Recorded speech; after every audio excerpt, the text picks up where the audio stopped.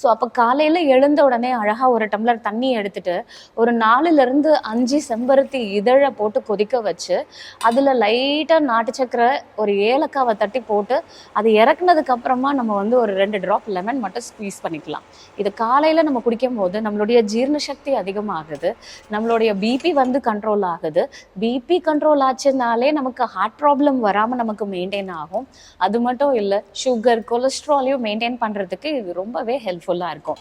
இதை ஹாட்டாக தான் குடிக்கணுமா அப்படின்னா இல்லை, இதை நம்ம குளிர்ந்த இதுலேயே நம்ம எடுத்துக்கணும்னா லைட்டாக நம்ம வந்து அந்த பானை இதில் வந்து நம்ம ஊற்றி வச்சிருந்தோம் அப்படின்னா அந்த சில்னஸ் வந்து டெவலப் ஆகும். டெய்லி போகணும். ஃபர்ஸ்ட் பாயிண்ட், அந்த டெய்லி போகிறதுக்கு நான் சொல்வேன், கிஸ்மிஸ் பழம் ஒரு 10 கிஸ்மிஸ் பழத்தை எடுங்க, அதை ஊற வச்சுருங்க, அந்த தண்ணியே வச்சு கொதிக்க வைங்க. தண்ணி ஃபுல்லாக ஆவியான அப்புறம் ஒரு வடிகட்டியில் எடுத்து அந்த போட்டு ஸ்பூன் வச்சு இப்படி ஸ்மாஷ் பண்ணும்.